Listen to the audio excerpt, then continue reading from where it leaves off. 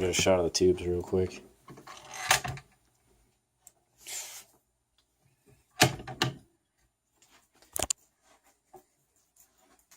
Volume controls backwards.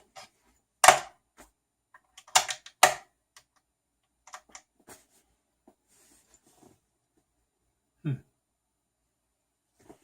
seem to have some problem. All right.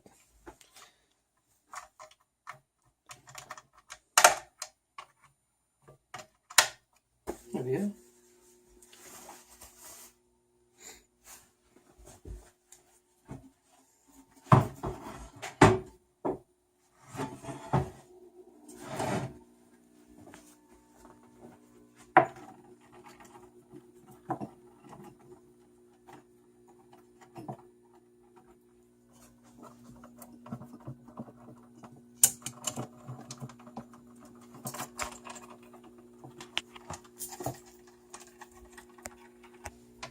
It's your antenna.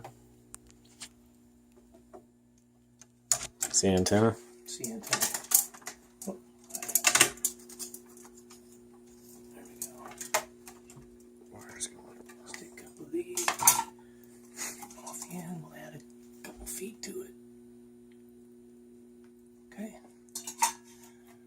Run that out as far as we can get it. Okay. See if we can get something.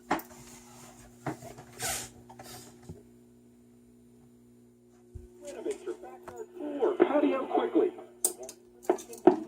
ParkBuildingRoof.com. Or for a personal appointment with me, Clark Olson, call 855-3450 today.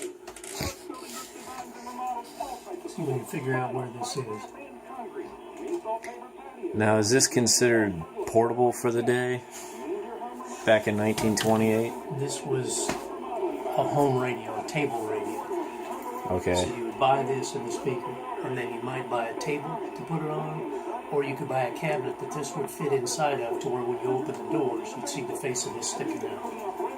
All right.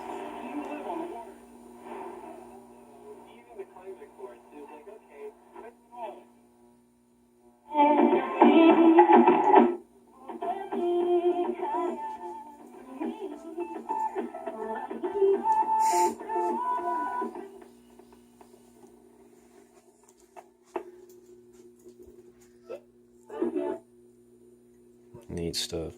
That is a thick wood case. It's all mahogany.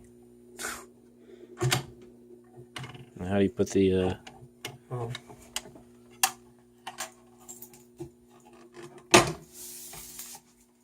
It's in rough shape, finish-wise, but if you look at the dial, yeah. take a look at the dial. Notice that it's just numbers. Yeah. It's not a radio dial. There's a hood missing over this, by the way. Yeah, figures. They're very hard to find.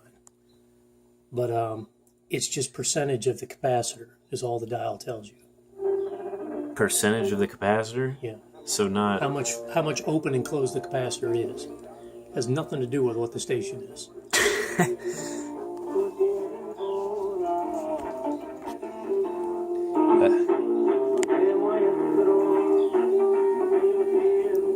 That is neat. You said, what brand was this? This is an RCA. Excuse me. It's an RCA Radiola 18. They're very common. There were over 200,000 of these radios made. See if we can find some music on here.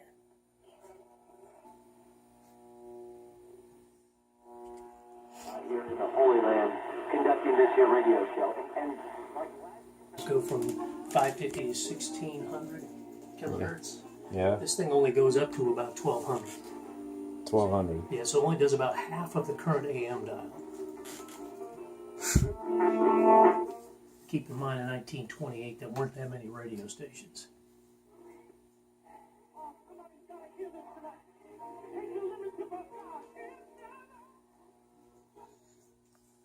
Turn this thing on at night, and there are lots and lots of stations on here. Now, why is that? Because propagation at night, radio waves travel farther because the sun's rays or the sun's radiation isn't messing with them. Oh, okay. Fortunately, the only station we get real well with music on it is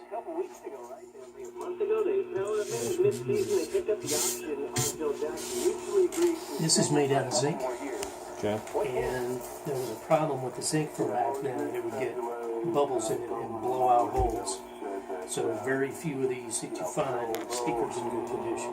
Fulfill the final 2 years of his contract. He would enact the Not a whole lot of controls on there. No, you got volume, you got tuning, and you got on-off, and that's it. Guess that's all you need, really. Yeah. For this type of radio, it's good. This little hood that's missing Yeah. is worth more money than a whole radio and speaker together. How much is that? Most of them go for about $100 to $150 a piece. The problem is it's got little tabs. You see the little tab on this side goes down farther than the one on this side. Yeah. It's so that the hood would go in there and lock into place. The problem is that people would, bang them around over time, and those little tabs would get worn out. So most of the original hoods got ruined and were thrown away. All right. So that's a TRF radio, tuned radio frequency. Take a look in here. You see that the capacitor has 3 banks on it. Yeah. What it does is coming into this radio, into the tube on this end, it is tuned by this one is tuned by that one is tuned by that one. So it's a bunch of amplifiers lined up in a line. You got a detector on the end, and then you've got an audio amplifier that puts it out where you can hear it. All right. There's a rectifier in here somewhere too. Excuse me. That's the rectifier. That's the audio amp. So Those two? What are those? this is the detector, I think. I cannot remember now. It's been a while since I played with this thing. No, those are RF amps. That's a detector. So it's a bunch of tuned stages, a whole bunch of little tuned radio stages hooked together. Cloth wrapped wire. This is all transformers on this end. This chassis on this end is your power supply. This is your RF deck. So all the radio work is done over here, and the chassis is done over there. Voltages in here go up around 600-700 volts. You really don't want to stick your fingers down in there while it's on. I bet. Well, it's always nice to see a piece of history restored. Well, to some degree at least. But, yeah. I guess people just forget where we come from sometimes. Anyway. Do that again? The 2 of them were close. This time says close. Carmelo was meant to. Now they're going to. Yeah, there's static coming out of the speaker when you turn it on. It picks up static from anything electrical around the room. So every time I click the switch, you hear it pop in there. Yeah. Early transmitters were nothing but switches, spark gaps, that every time it popped it made a noise, so you could send Morse code down. The problem is they splatter all over the frequency spectrum, so it ruins everything.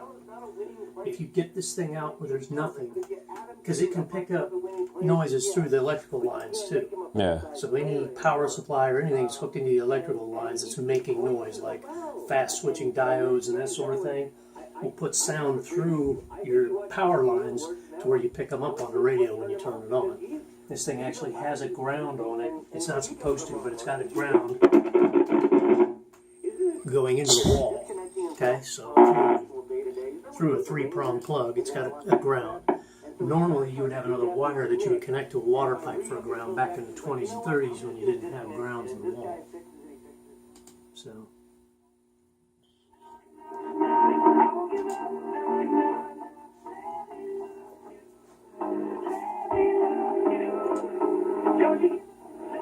The The volume. problem with a radio like this, with a TRF radio, is it doesn't have any filters.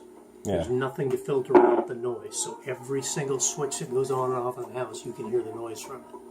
With a super heterodyne radio, it's got circuits in there that filter out all the noise.